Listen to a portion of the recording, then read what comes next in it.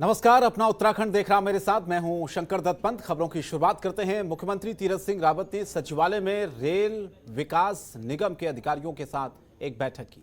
इस बैठक में मुख्यमंत्री ने Rishikesh Karnaprayag rail line project के कामों की जानकारी ली। मुख्यमंत्री ने कहा कि रेल लाइन के कार्यों में तेजी लाई जाए और इसको निर्धारित समय में पूरा किया जाए। 2024 तक इस रेल लाइन निर्माण को पूरा करने का लक्ष्य रखा गया है। मुख्यमंत्री ने कहा कि कार्यों में तेजी लाने के लिए राज्य सरकार की ओर से जो भी मदद की जरूरत होगी वो दे दी जाएगी। रेल विकास निगम के मुख्य परियोजना प्रबंधक हिमांशु बडोनी ने जानकारी दी कि 125 kilometre Rishikesh Karnaprayag rail line पर 12 स्टेशन और 17 टनल बनाए जा रहे हैं। मुख्य सुरंगों के कार्यों में तेजी लाने के लिए 10 कार्यस्थलों के लिए 12 किलोमीटर की अप्रोच रोड का निर्माण भी पूरा हो चुका है। साथ ही 7 में से 6 एडिट टनल का कार्य पूरा हो चुका है। इस रेल लाइन में 18 बड़े और 36 छोटे ब्रिज के निर्माण किए जा रहे हैं। चंद्रभागा ब्रिज का भी निर्माण पूरा हो चुका है।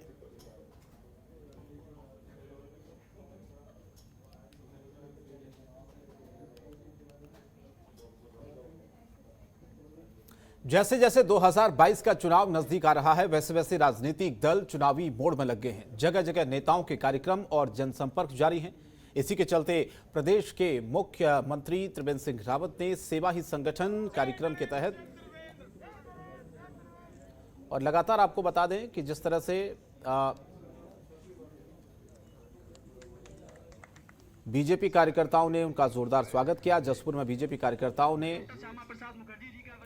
पूर्व मुख्यमंत्री ने माउडाबरा में श्यामा प्रसाद मुखर्जी के बलिदान दिवस पर गरीब लोगों को राशन भी बांटा।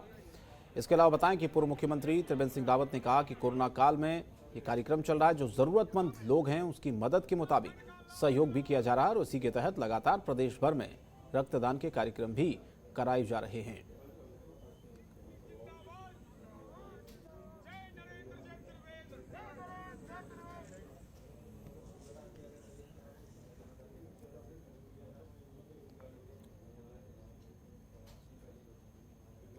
उत्तराखंड के पूर्व सीएम त्रिवेंद्र सिंह रावत का काशीपुर पहुंचे, जहां पर इस दौरान बीजेपी कार्यकर्ताओं ने उनका स्वागत भी किया।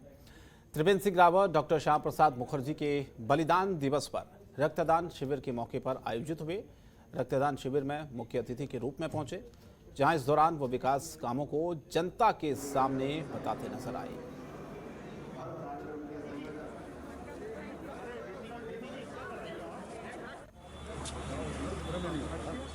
अंदर आ जाइए आप लोग, बाकी सब जने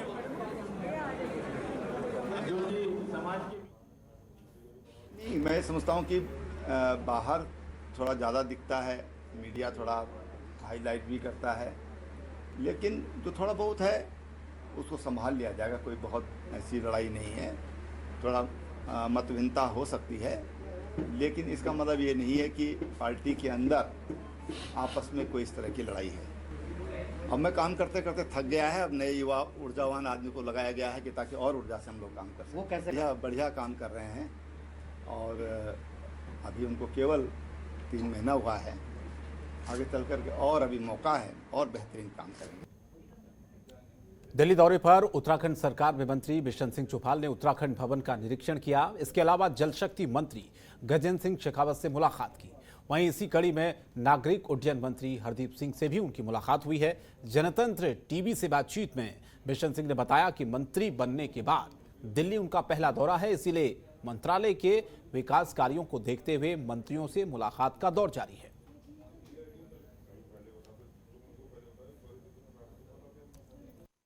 उत्तराखंड के कैबिनेट मंत्री दिल्ली दौरे पर हैं। आखिरकार वजह क्या है, इस पर बातचीत करने के लिए हमारे साथ मौजूद हैं उत्तराखंड के कैबिनेट मंत्री बिशन सिंह जी। इनसे बात करते हैं। आपने उत्तराखंड भवन का दौरा किया, कब तक बनकर तैयार हो जाएगा? उत्तराखंड का जो भवन है 2022 मार्च तक पूरा हो जाएगा। उत्तराखंड भवन जो है बिल्कुल आधुनिक तरह से बनेगा और हमारी पहचान होगी उत्तराखंड की। उत्तराखंड के जो हमारे परंपरागत मकान थे, निवास थे, बिल्कुल छतों में जो थे उनमें स्लेट लगते थे, लकड़ी के दरवाजे बनते थे, सब कुछ उसी हिसाब से, खिड़कियां, सारा काम होता था।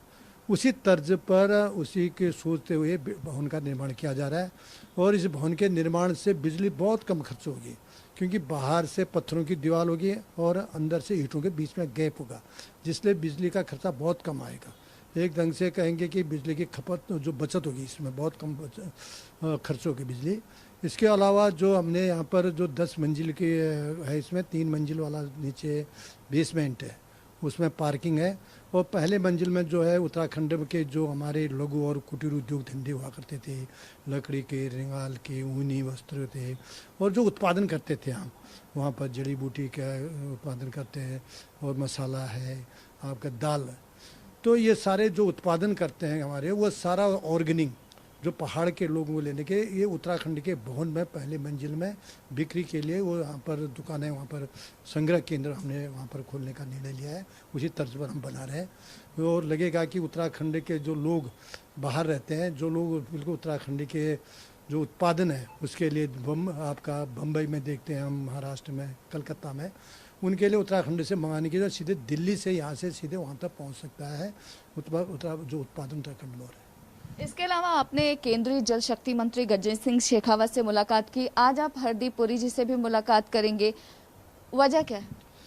क्योंकि मेरे पास पेयजल मंत्री हूँ, तो केंद्रीय जल शक्ति मंत्री से मिलने के लिए पहली बार मंत्रिमंडल का विस्तार होने के बाद आया हूँ।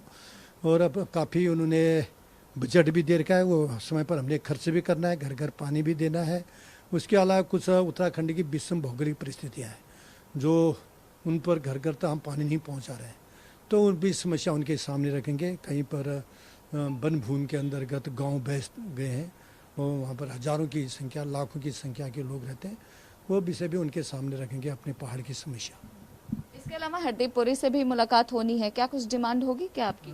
क्योंकि उत्तराखंड में विशेषकर जनपद पिथौरागढ़ बहुत और दो अंतर्राष्ट्रीय सीमा से घिरा हुआ है, तिब्बत से भी, नेपाल से। उत्तराखंड के पिथौरागढ़ जनपद की अपनी पहचान है, वहाँ पर पर्यटन के क्षेत्र में अपार संभावना है। उसको देखते हुए, क्योंकि सड़कें भी हमारे गांव-गांव तक पहुँच गई, प्रधानमंत्री ग्रामीण सड़क अटल बिहारी वाजपेयी की जो देन थी, ऑल ओवर रोड भी जो भी केंद्र सरकार के गडकरी जी ने स्वीकृत कराए।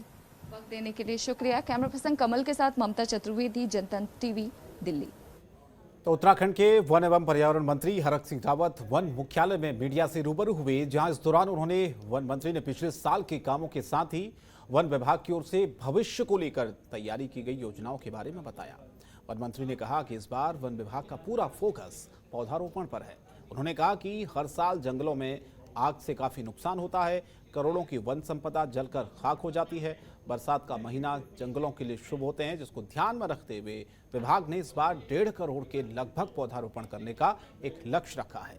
पौधारोपण का ये कार्य करीब 15,000 एकड़ में किया जाएगा। इसके लिए बाकायदा धनराशि भी स्वीकृत कर दी गई है।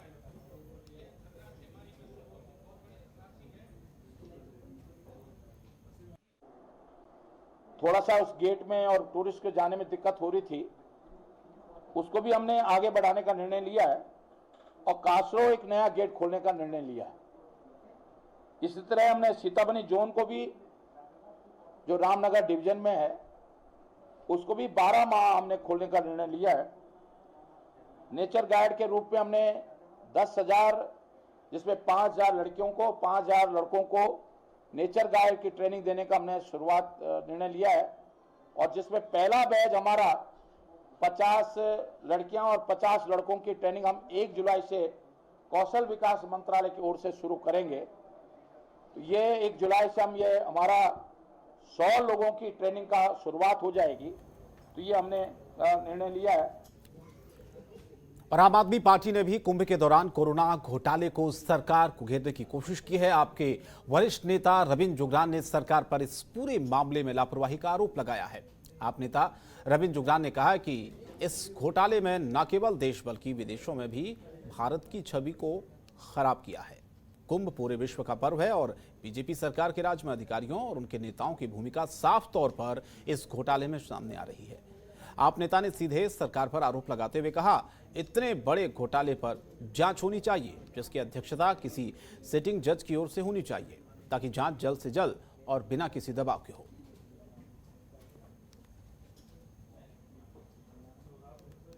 के अंदर जो कुंभ में आरटीपीसीआर यानी कोरोना की जांच में जो इतना बड़ा घोटाला हुआ है, फर्जीवाड़ा हुआ है, जिसमें फौरी तौर पर ये मालूम चला है कि 1 लाख से अधिक फर्जी टेस्ट हुए हैं, जिसको कि भारतीय जनता पार्टी की प्रचंड बहुमत की सरकार ने यह कहते हुए स्वीकार किया कि त्रिवेंद्र सिंह रावत जी कह रहे हैं कि ये तीरथ सिंह रावत जी के समय का मामला है, और तीरथ सिंह रावत जी इस घोटाले को स्वीकार करते हुए कह रहे हैं कि ये त्रिवेंद्र सिंह रावत जी का मामला है। अब ये भारतीय जनता पार्टी का मामला तो है इस गवर्नमेंट का, ये दोनों पूर्व और वर्तमान मुख्यमंत्री ने स्वीकार कर लिया। हम इसमें ये चाहते हैं कि इसमें हाई कोर्ट के सिटिंग जज से न्यायिक जांच हो। खबरों के निष्पक्ष विश्लेषण के लिए सब्सक्राइब करें Jantantra TV and press the bell icon. Never miss any update.